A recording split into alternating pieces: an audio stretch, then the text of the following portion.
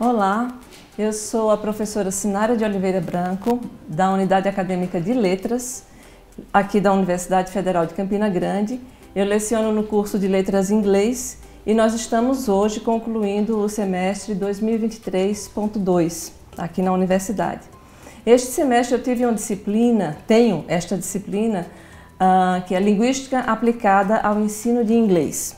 E fizemos uma série de atividades durante o semestre, todas direcionadas a teorias de aquisição de língua materna e de línguas estrangeiras. Conversamos muito, discutimos muito o ensino de língua inglesa desde crianças, desde idades bem iniciais, e fizemos a atividade específica de seminários. Para essas atividades de seminários, nós utilizamos, além do material que a gente estudou durante o semestre, um livro específico. O que as pesquisas com e sobre crianças podem nos dizer em tempos de crise. Um livro publicado em 2022 pelas professoras Fernanda Leal e Kátia Campos, aqui da Universidade, também do curso de Educação, aqui do Centro de Humanidades. O trabalho foi muito proveitoso, os alunos interagiram muito bem e fizeram uma excelente relação dos conteúdos trabalhados especificamente na disciplina com o livro. Eles foram alunos da professora Fernanda Leal na disciplina Psicologia da Infância aqui no curso de Letras. A professora Fernanda é do curso de Educação. Então, como a interação foi muito interessante e muito proveitosa, surgiu a ideia da gente convidar a professora Fernanda para uma conversa, para uma entrevista agora no final do semestre. Na verdade, de fato, vai ser uma conversa dela com os alunos, com esses alunos todos que já foram alunos dela e trabalharam com esse livro. Então, a gente fica bem feliz de ter a professora Fernanda conosco hoje e eu vou passar agora para os estudantes e a professora terem essa conversa. Então, muito obrigada e obrigada à professora Fernanda pela presença.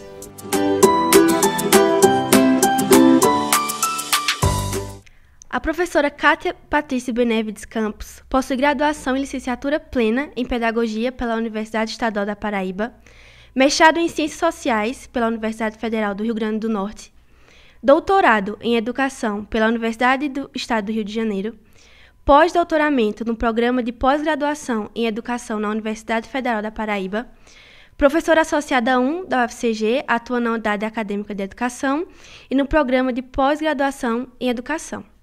A professora Kátia está vinculada ao grupo de pesquisa Infâncias, Educação Infantil e Contextos Plurais, membro ativa do Fórum do Agreste Paraibano de Educação, integra a Frente Nordeste Criança, Vínculo Violência e Direitos Humanos, Subcomitê 8, Políticas Públicas.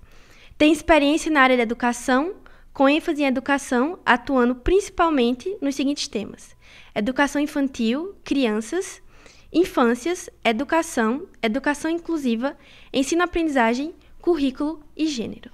Fernanda de Lourdes Almeida Leal possui licenciatura plena em Psicologia e formação em Psicologia Clínica pela Universidade Estadual da Paraíba, mestrado em Comunicação e Semiótica pela Pontifícia Universidade Católica de São Paulo e doutorado em Ciências Sociais pela Universidade Federal de Campina Grande.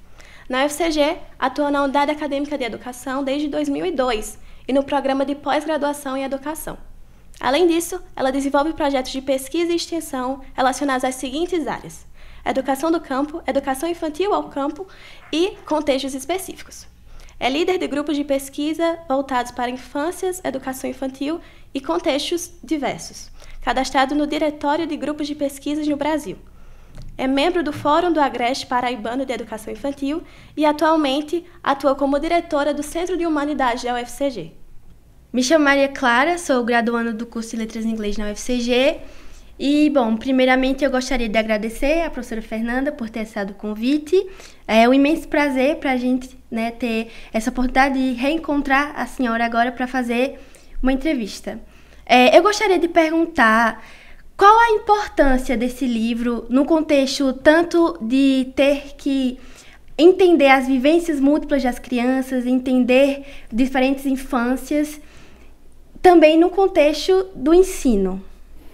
Muito obrigada, Maria Clara, pela pergunta, pelo convite, não só feito por você, mas por toda a turma, né, que eu reencontro agora com muita alegria, e também o convite feito pela professora Sinara Branco para estar aqui nesse momento com vocês, pensando sobre um livro que eu organizei com a professora Kátia Campos, né, da minha unidade acadêmica, num contexto da pandemia. Então eu começaria falando sobre isso, da importância dessa produção num contexto dramático da humanidade, né, que a humanidade passou, e ele é fruto de um ciclo de debates que foi realizado no segundo semestre de 2020, com um coletivo de professores e professoras que são pesquisadores e pesquisadoras das infâncias, das crianças, da educação infantil, e que naquele momento que a gente estava atravessando, nós formulamos uma questão para que cada pesquisador e cada pesquisador pudesse falar a partir da sua experiência, do seu lugar, das suas elaborações teórico-metodológicas, o que as pesquisas com e sobre crianças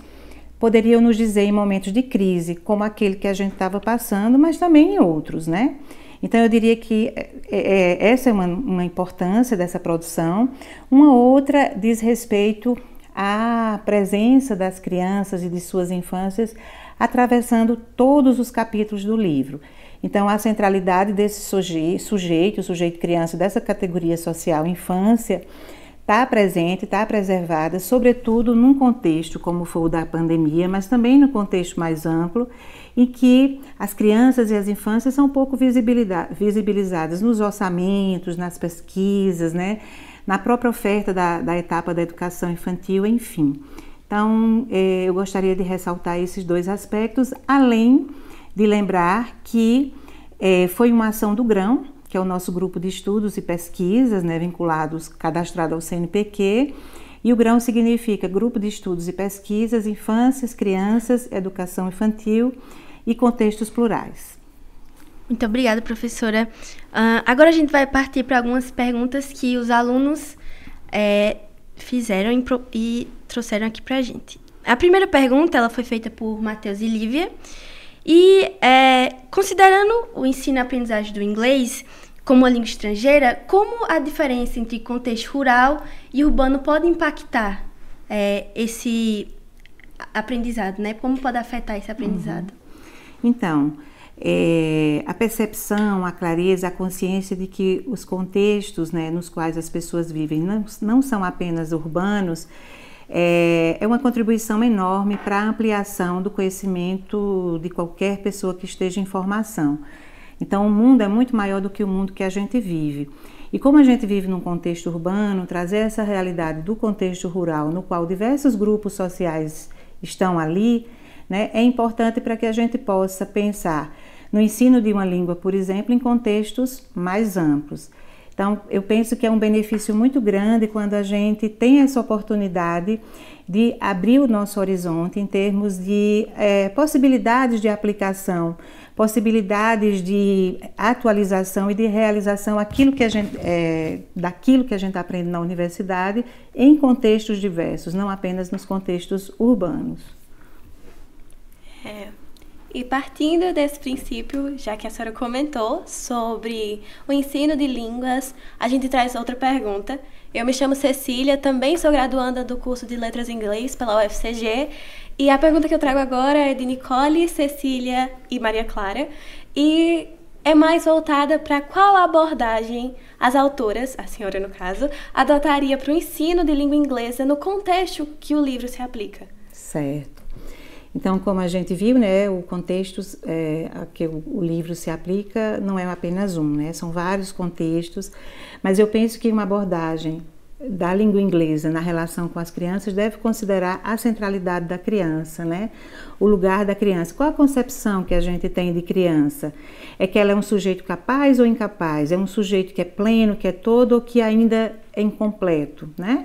Qual é a perspectiva que a gente tem em relação a esse sujeito? Isso vai ser muito importante para toda a abordagem teórico-metodológica que a gente vai utilizar na realização do ensino de uma língua ou de qualquer outro conteúdo com ela. Então, eu penso que as abordagens participativas, as abordagens teóricas que reconhecem o lugar da infância e da criança como um lugar legítimo, né? Um lugar no qual esses sujeitos eles têm direitos de se expressar, direitos de se colocar, direitos inclusive muitas vezes de se recusar alguma proposta que a gente leve, né? São abordagens que são muito interessantes para o ensino da língua inglesa ou de qualquer outra língua na relação com esse sujeito criança, né? Que tem especificidades. Se a gente for pensar a primeira infância, por exemplo, ela vai se dar aí num contexto de 5, 6 anos, né? E nesse período acontecem tantas mudanças, então é muito diferente você, enquanto professor, lidar com uma criança de 2 anos, de 3 anos, de 4 anos, e é preciso ter uma noção de que essa especificidade, essa diferença, ela é relevante, ela é importante para, por exemplo, planejar uma ação de ensino com ela, porque você considera realmente o seu processo, né? O processo de desenvolvimento no sentido mais amplo, tanto cognitivo, como motor, né? Como social, como relacional, enfim. Então, partindo desse entendimento das diversas infâncias e os diversos conceitos e contextos em que essas crianças estão aplicadas, David e Arthur trouxeram uma pergunta voltada para a pandemia de 2020 e a tecnologia. A gente sabe que essa tecnologia foi muito presente dentro do ensino-aprendizagem durante os anos pandêmicos e tudo isso, e eles gostariam de saber se existe alguma forma de utilizar essa tecnologia sem fazer com que as crianças elas percam as interações com o meio e com outras crianças, e se elas são benéficas ou se elas são malefícias para essas crianças. Certo, é uma pergunta muito relevante, extremamente contemporânea, né, que faz parte do nosso cotidiano. A gente sabe a entrada, né, que as tecnologias, sobretudo o celular e as telas de um modo geral, têm na nossa experiência humana, né? Desde os bebês até os mais velhos, eles têm se relacionado com as tecnologias. E é muito importante que a gente traga essa discussão para o centro do debate, no sentido de pensar o que a gente ganha, o que a gente perde, né? Como é que a gente pode fazer uso dessas tecnologias a favor do desenvolvimento, a favor das interações, a favor de relações, por exemplo, mais positivas, né? E não relações de destruição do outro, enfim. Quando a gente pensa nessa relação da tecnologia com as crianças, desde os bebês, que a gente sabe que bebês de 4, 5, 6 meses, às vezes já estão com o celular na mão, né? Ou alguém segurando para que eles possam assistir a um vídeo, a um filme, enfim. Então, como é que a gente pode pensar a entrada dessa tecnologia na experiência evolutiva e de desenvolvimento desse sujeito, né? As pesquisas já mostram que quanto mais cedo as crianças são expostas às telas sem nenhum tipo de mediação de um adulto, de uma pessoa mais experiente, que essa exposição pode reduzir, né, as possibilidades de interações com outros espaços e tempos e sujeitos que essa criança pode vir a ter. Então, isso é um cuidado que se deve ter. No entanto, a tecnologia ela faz parte da nossa experiência, ela vai estar ali. O bebê muitas vezes está sendo amamentado e sua mãe está falando com alguém no telefone, né? O bebê nasce e ele é fotografado de um celular. Então, essa experiência vai estar presente e é importante que a gente cuide, né, enquanto adulto e sobretudo enquanto professor, educador e as próprias famílias que também fazem esse processo educativo, do tempo, do uso, né, do que está sendo, da qualidade do que está sendo oferecido àquele sujeito. E você tem razão, né? Quem me fez a pergunta foi David e Arthur. No sentido de malefícios, né? Podem ter malefícios, sim, no sentido, quando a gente pensa que muitas vezes essa é a única interação que aquele bebê tem, ou uma das poucas interações que ele tem, né? Então, a relação com a natureza, com outros sujeitos, elas são interações que vão ficando mais distantes. E isso pode realmente reduzir a experiência desse sujeito, né, na relação mais ampla com o mundo, com a sociedade, na sua compreensão, enfim. Então, assim, acho que a tecnologia faz parte, né, sobretudo foi potencializada no período da pandemia, né, ela passou a fazer parte da nossa vida em várias direções, tanto para a gente falar com os nossos parentes, como para a gente trabalhar, né, isso esteve presente ali. Mas é importante, sobretudo quando a gente pensa em um sujeito em formação, que a gente possa dosar e possa oferecer uma tecnologia mediada e com qualidade para esse sujeito criança, né? Desde bebês. Muito obrigada, professora, pela oportunidade, pela presença, pelas respostas e pela interação conosco. E encerramos aqui o primeiro bloco. Meu nome é Alan Matias, eu sou graduando de Letras em Inglês e estou no 4º período igual minhas colegas. E eu estou aqui com uma pergunta que envolve como a gente trabalhou o livro e um artigo específico em nossa aula sobre alunos visuais. E eu gostaria de saber da professora como a senhora enxerga esse contexto do seu livro com os alunos visuais e como eles foram afetados durante a pandemia. Sim. Então, esse é um conceito especificamente que a gente não trabalha muito, alunos visuais, mas nós temos pontos de conexão quando a gente pensa a educação da primeira infância, sobretudo a partir do currículo da educação infantil, em que o aspecto estético, né, as múltiplas linguagens estão muito presentes. Nessas múltiplas linguagens, a linguagem visual certamente é uma linguagem que tem a atenção na escola, né, por parte dos docentes, por parte do corpo técnico, enfim, de estimular ou de proporcionar à criança, né, essa relação com as imagens, né, seja a partir da produção artística, seja a partir da contemplação, da observação do mundo ao redor, da própria observação das relações, né, que você pode realizar, né, entre tamanhos das coisas, as cores dos objetos, enfim. Isso é muito estimulado na primeira infância e a gente tem um currículo que é propício a isso, né? Como eu falava antes, essa concepção de criança que está muito forte, muito presente numa diretriz específica, que são as diretrizes curriculares nacionais para a educação infantil, em que esse sujeito, criança, é considerado um sujeito de direitos, que gesticula, que age, que brinca, que produz interações com as pessoas, com o mundo de um modo geral. Nisso, esse aspecto visual está muito presente, esse aspecto da estética, tanto como um sujeito que é afetado pelas imagens, mas também como um sujeito que produz imagens.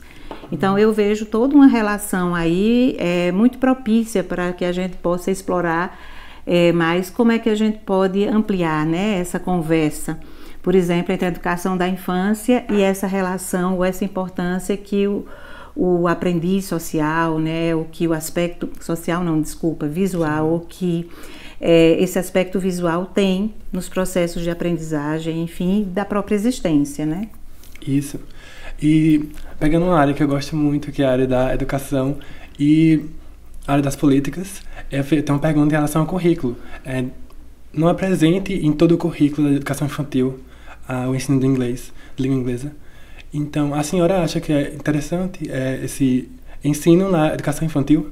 Porque não é tão abrangente assim? Isso, não está lá contemplado como algo explícito, tácito, mas também não está proibido, né? Então, a gente tem experiências na Unidade Acadêmica de Educação Infantil, que vocês já puderam conhecer, né, e tantas outras turmas do curso de Letras em Inglês, que vão mostrar que a relação das crianças com outras línguas é uma relação extremamente interessante, do ponto de vista delas acessarem outras formas de linguagens, de línguas mesmo, de conhecimento, né?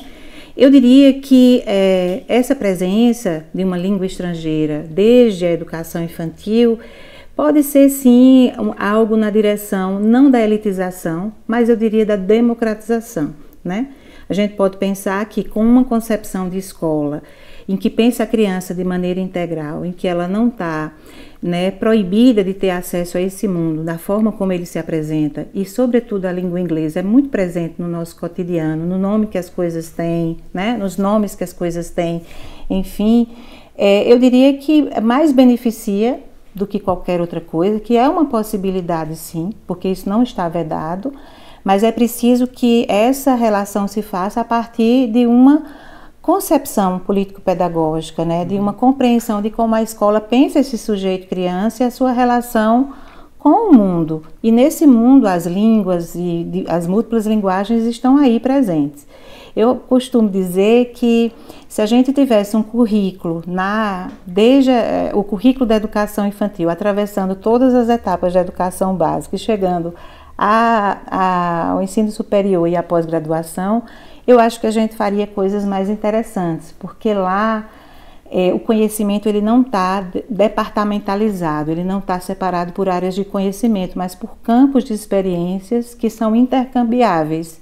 E nesse sentido, é possível sim esse contato, sobretudo quando a gente pensa, né, no mundo globalizado, no mundo em que as fronteiras estão aí borradas e que muitas vezes a gente está falando especificamente da língua inglesa, porque é o objeto de interesse de vocês, mas chegam crianças em escolas públicas, em escolas privadas que vêm de outros países, né? Crianças migrantes, né? Enfim, já há pesquisas no Brasil, sobretudo em estados do Brasil em que as crianças venezuelanas, por exemplo, já estão muito presentes, em que a escola pública tem recebido, e aí a escola pública não vai, né, pensar ou repensar suas práticas, também trazendo a língua desses sujeitos para o contexto do ensino-aprendizagem? Precisa. E se é um bebê não, mas se é uma criança de 4 ou 5 anos, isso tem que estar presente também. Então eu acho que essa é uma discussão interessante que pode inclusive crescer aqui no nosso centro, no Centro de Humanidades, né? Nesse diálogo entre educação, letras, educação infantil, né? Enfim, porque essa é a etapa que a gente tem aqui. Futuramente a gente vai ter os anos iniciais do fundamental com o colégio de aplicação. E aí a língua inglesa, a língua francesa, a própria Libras pode estar presente sim na formação dessas crianças, né? Então eu acho que essa é uma questão importante. Então, bastante interessante a sua fala e muito obrigado por todas as respostas que a senhora deu. É uma experiência incrível ter a senhora aqui e eu agradeço de todo o meu coração por estar compartilhando com toda a sala suas falas e respondendo as perguntas. Então, essa foi a entrevista com Fernanda e um abraço.